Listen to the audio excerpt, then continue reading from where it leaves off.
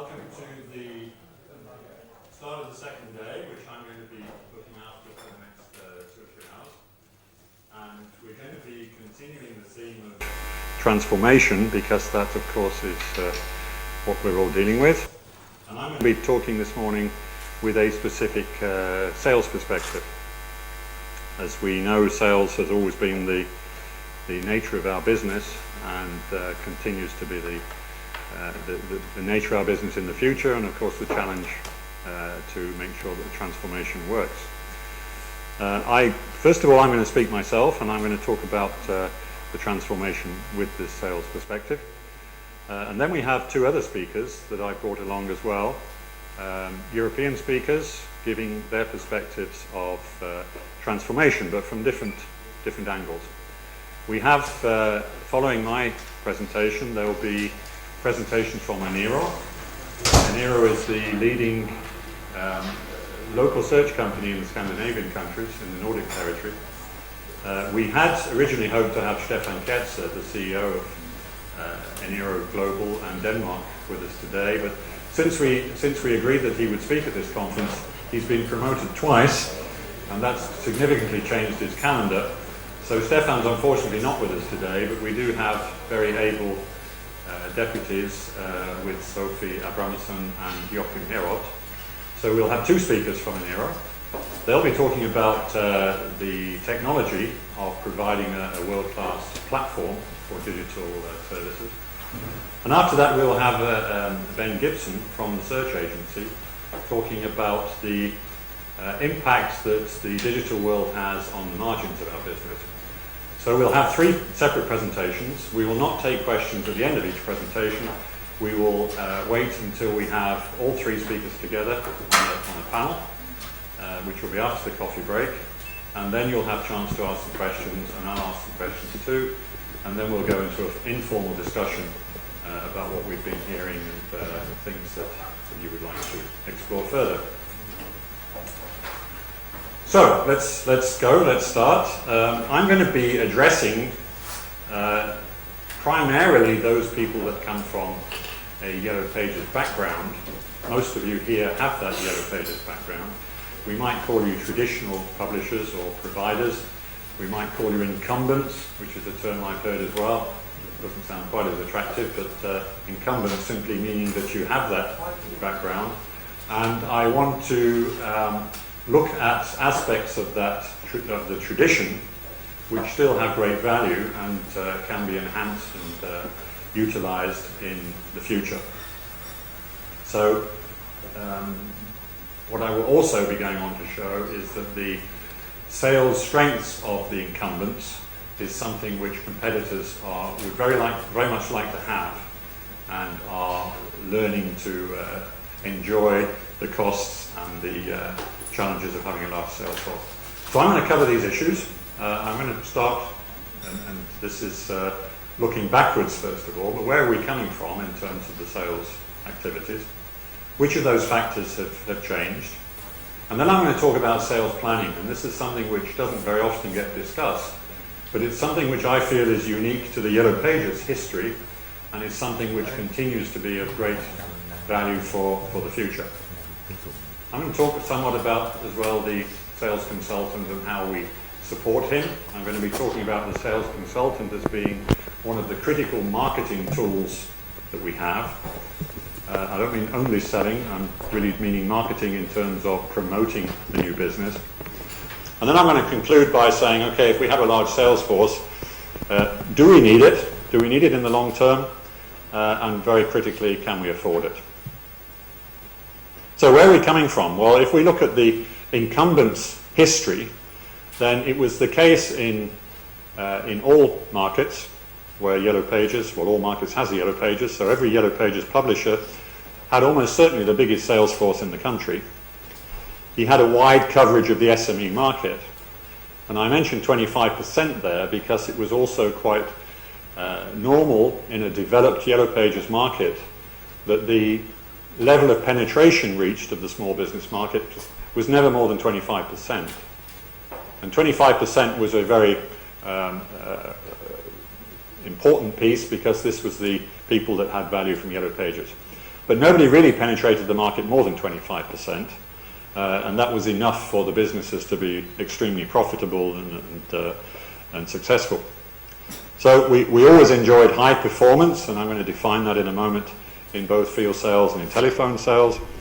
And then we come again to this sales planning process, which I describe as outstanding, and I'm going to say what I mean by that later. High productivity. The high retention rates of Yellow Pages was always a key factor in high productivity.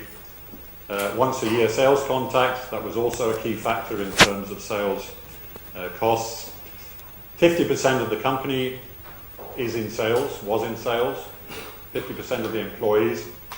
And despite all of those factors, the typical sales cost, and I mean sales cost here, exactly what does the salesperson cost and his expenses and the sales management, the sales training, was rarely, if ever, more than 15% of the revenue. Now that's a remarkable statistic which most Yellow Pages companies enjoyed for many, many years, was of course a major contributor to the high EBITDA margin, but to have 50% of your employees of a higher than average cost per employee, but still only 15% of your total revenue, this was a signal that Yellow Pages was running a highly effective sales tool.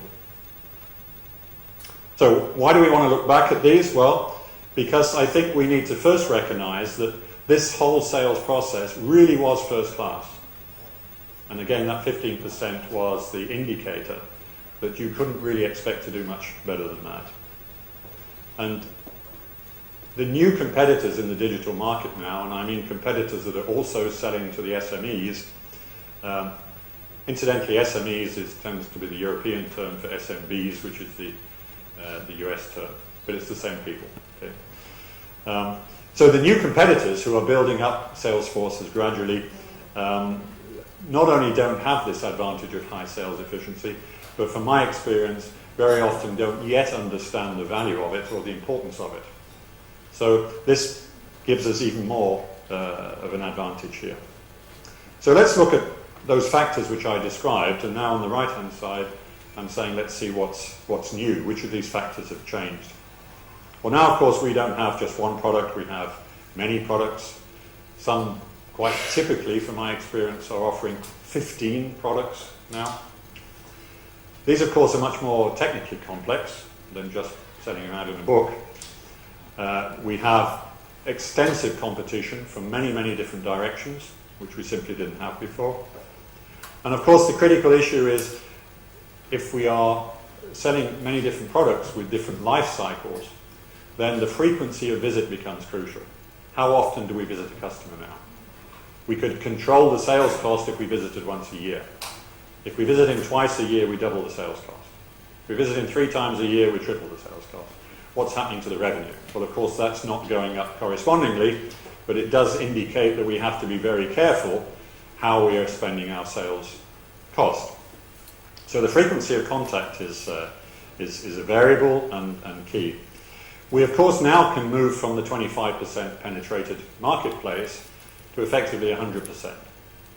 The 75% that never bought in Yellow Pages had good reasons for that, but now we have new products and new opportunities, and we, of course, need to consider the whole 100% again as being potential, and not just those that we've loved and milked for the last 50 years. Retention rates are significantly lower than what we had in the past, and that has a direct impact on the salesman's ability to sell and his productivity.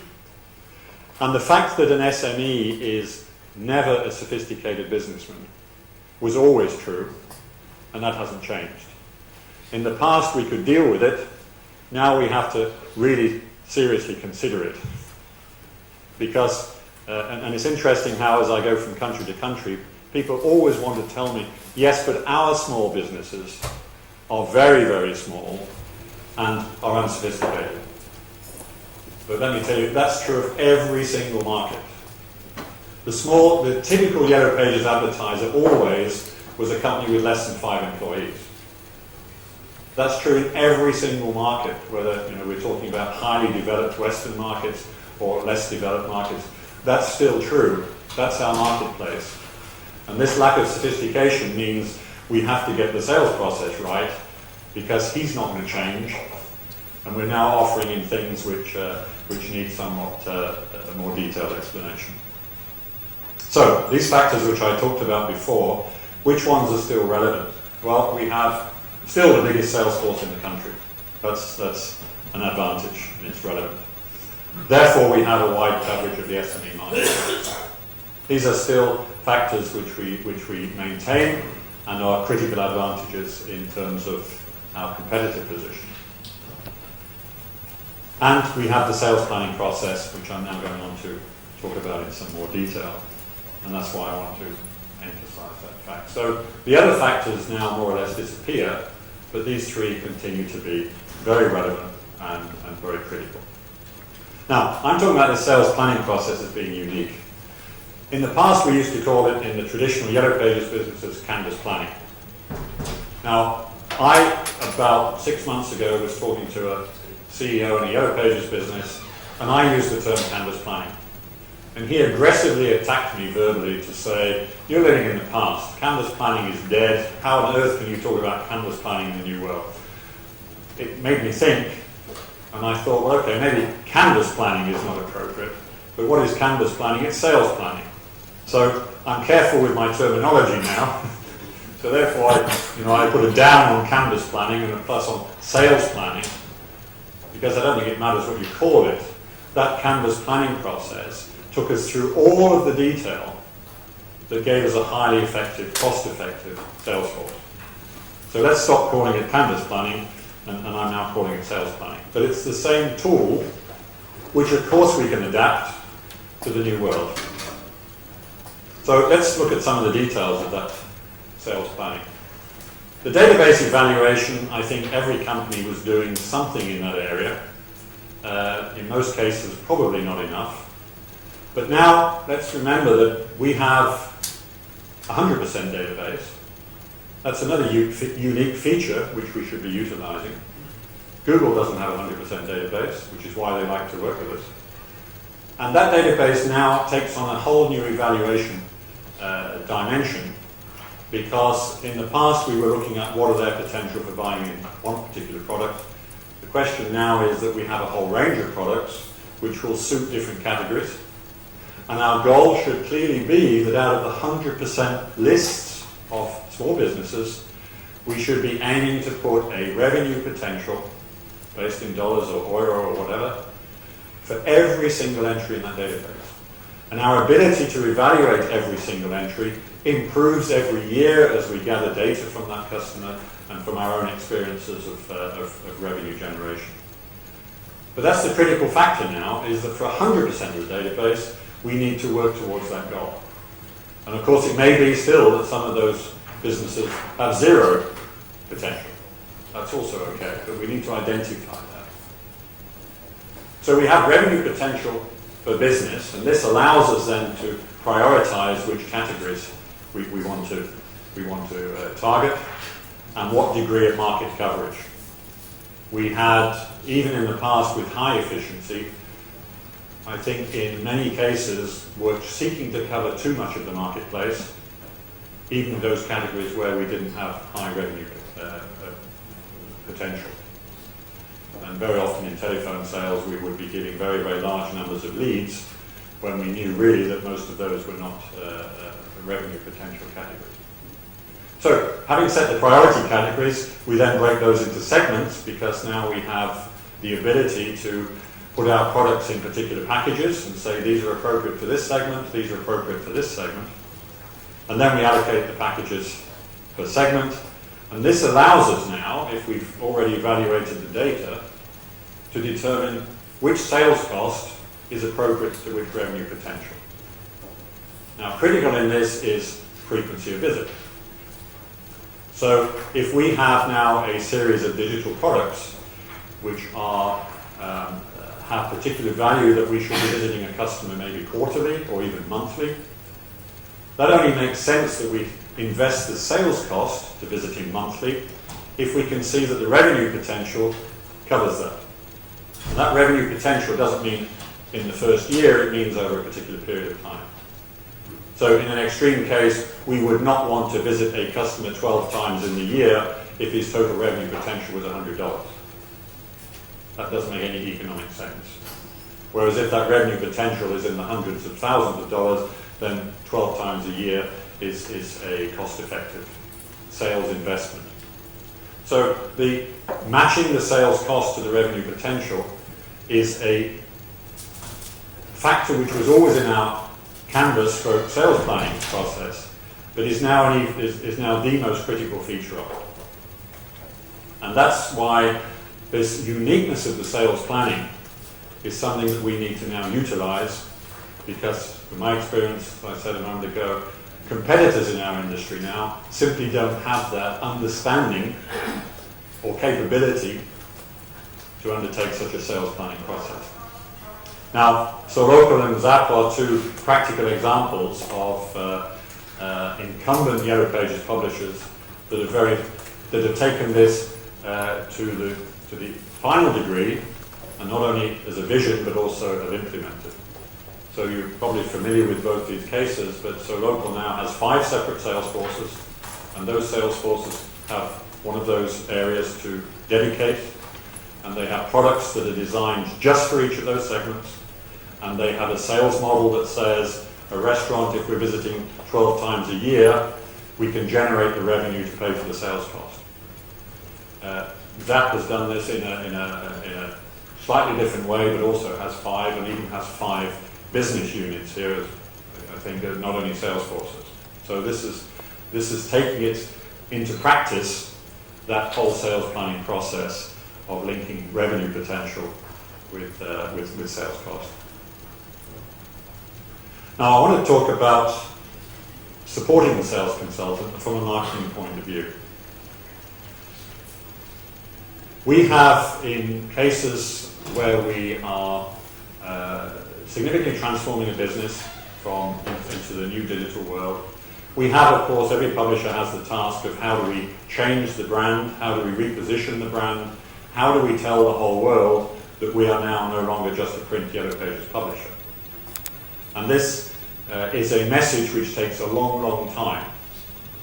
And I think the experiences of I'm sure that were confirmed also local, is it takes many, many years for the markets to understand what you're doing and to recognize now that your brand is something much more digital than it was in the past.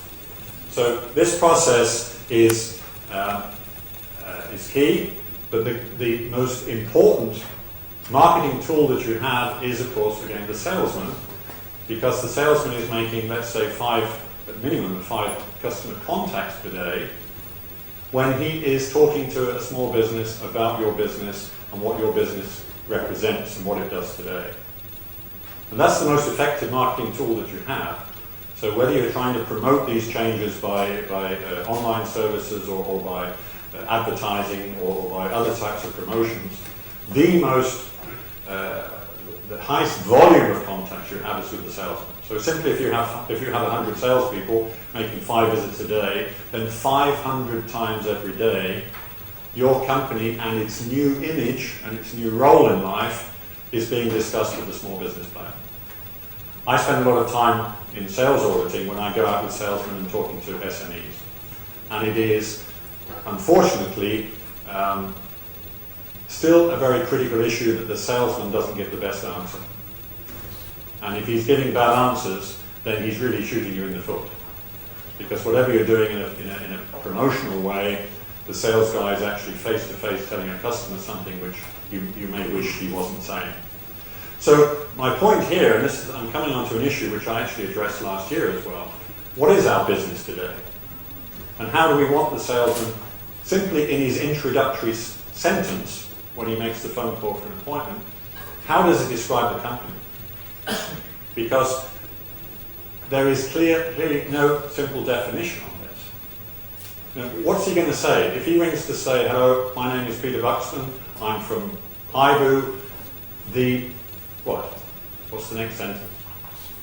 Because the customer may well say, especially if he's in the 75% where we never had business before, he's going to say, who's that? And he's going, well, we do digital or we do online. And it's not impressive if you can't, in a simple sentence, describe what the company does.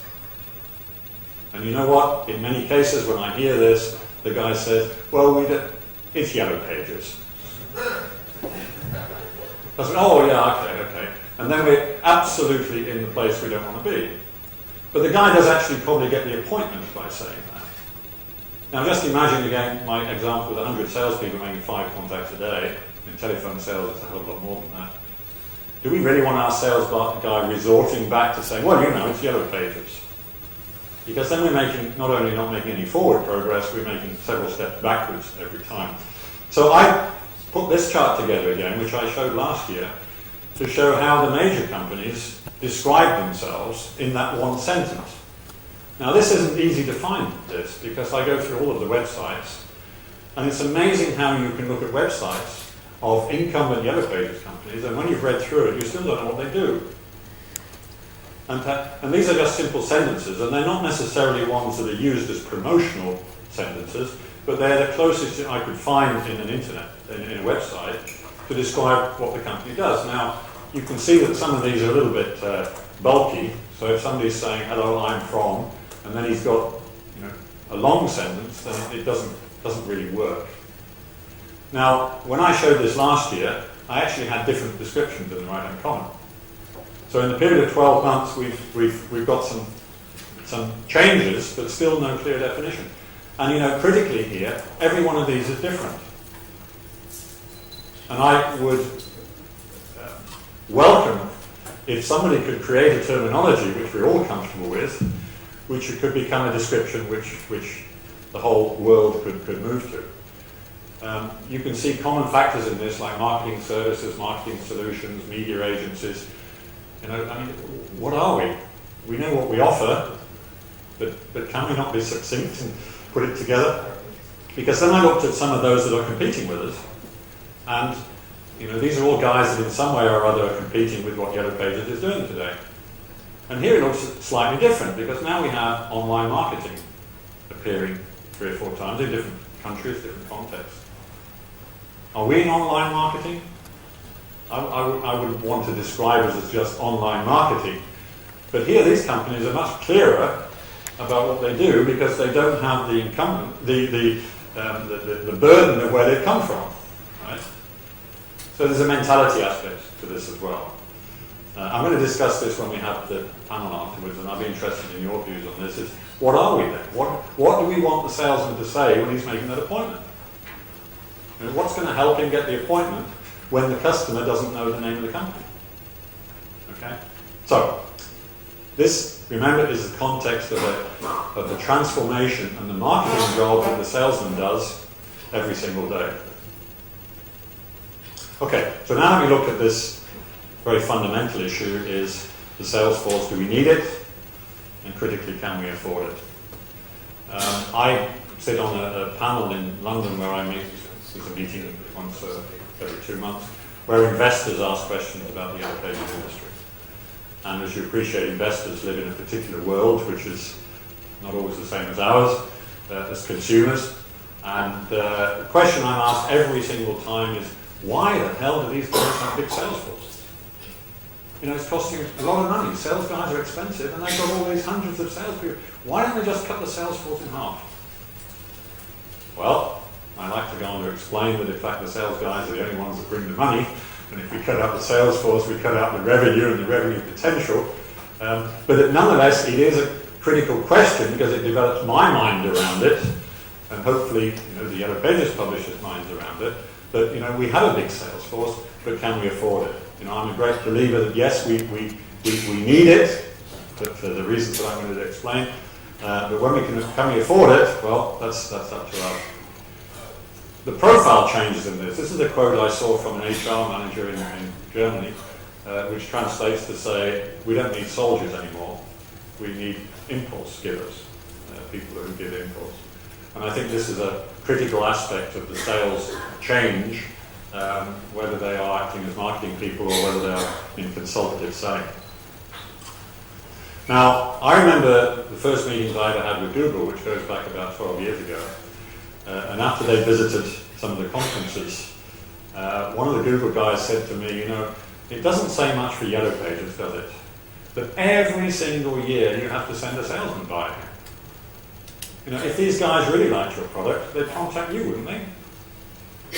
Now that again was a comment which made me think, and it took me a couple of days to really get my brain around the fact that, yes, we do need to send the sales guys there. We're talking about unsophisticated customers. Unsophisticated customers don't keep a log as to when their Yellow Pages ad needs renewing, and therefore they're going to call. We need to take the initiative and go and see that. So that's my answer to Google. And I think, of course, Google has significantly changed its view in the last 12 years, because the whole concept of self-registration has simply not proved to be a workable solution. So we have the advantage of a large sales force, which simply means we have the potential, the opportunity to meet far more customers. We have the face-to-face contact, which I believe is still very key as we introduce more complex products. It is difficult to imagine that we can be very successful selling by telephone in critical areas. That's not to say telephone sales is not important, of course it is, but for critical areas, then I think the face-to-face is key, and that we have. And we have this opportunity to become the trusted advisor, which we talked about yesterday, and it's a term which is probably overused, but it doesn't change the fact that it's very, very important and it's very valuable. It is critical also to be realistic for the incumbents. We talk about having long-standing relationships with customers. Do we? We visited them every 12 months for 10 minutes. You know, and we may have visited the same customer every year for 5 years, but I've often been with a sales guy who says, yeah, I'm visiting this customer, I visit him every year. You know, he knows me, I always get him every year. We walk in the door and the customer says, who are you? Now, you're not going to have a strong relationship for 10 minutes a year over 5 years, right? So we shouldn't overdo the fact that we believe we have strong relationships with the SMEs.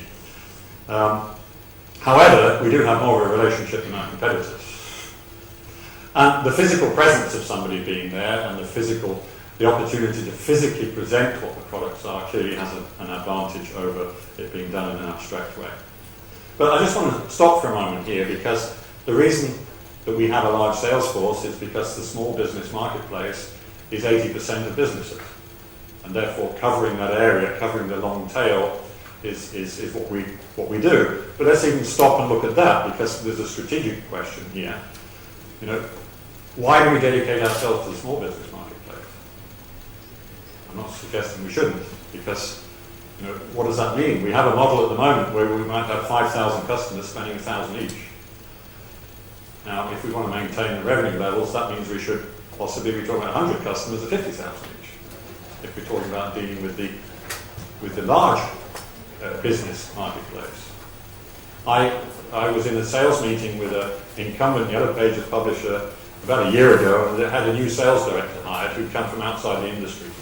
And he was actually addressing his sales supervisors, and he was saying, one of the big problems here is that we just have too many customers. And therefore we have to have too many salespeople. So we really want to cut down. You know, I don't want any more customers that only spend 1,000 a year. So I want to have 1,000, you know, I want to get away from thousands of customers to smaller numbers and to increase the revenue per person. And I thought, what the hell is he talking about? Clearly that would be good to have, but that's not the business that we're in. And if he wants to make that shift, he is fundamentally changing everything that we've ever done. I'm not saying that's wrong, but the fundamental nature of that change is something which you know we should not be taken lightly. So, you know, if we're going to deal with the large business marketplace, do we have the skills? Do we have the products to deal with that?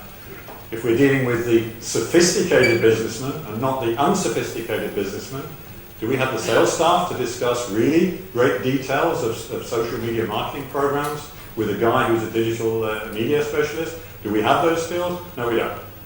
No, we don't. Which is another reason why, in my view, you know, we shouldn't go down that road. But I wanted to raise it because it is something that we should at least spend 5 minutes thinking about, because it's a different approach. So I'm going to go back to the SME marketplace now. So can we afford the sales force? Well, if we link revenue potential to the sales cost, then we're going in the right direction. Telephone sales is, of course, a much cheaper sales channel, and it's possible here to, in fact, supplement what the premise sales guy has been doing. They might sell the original contract, but they can certainly follow up on content. They can certainly sell additional items by phone once the initial contract has been closed. Premise sales will always bring more, because face-to-face brings more, and therefore the ultimate question is dependent on generating enough revenue to pay for the sales channel that we've chosen. So, does the revenue potential justify it? Well, it depends on which sales channel. How many visits do we take to close? It's another very clear factor that in the past, in the Yellow Pages industry, we generally needed two calls to close a customer. The average seems to have moved to 5. I'm not sure I understand all the reasons for that, but it now seems to be 5, which means we can still be making 5, 6 customer visits a day, but the numbers of those visits which actually bring revenue is reducing. And I think we have to be, in some cases people tell me, well, that's the cost of doing business now. Maybe that's true, but we mustn't lose control of that, because maybe it's not the cost of doing business, it's our own inability to manage the sales activity. So, in conclusion on that, do we need a sales force? In my view, yes we do. If we're going to continue in this particular marketplace, then we clearly need to have the sales coverage. And can we afford it? Well, yes we can if, and I've given you the background as to the essentials to determine whether we can afford it or not. So, that's what I wanted to say about the sales perspective on the whole issue of transformation. And we can take questions on that when we come back after coffee break and have the panel. So we're going to move on now to the next session, and the next session is from Eniro. And let me introduce to you 2 people who are going to discuss with you the Eniro platform and what that means. The reason we have 2 speakers is because Joachim Herold is the CTO of Eniro Global. So as that name suggests, he's the technical guy who's been involved heavily in building this program.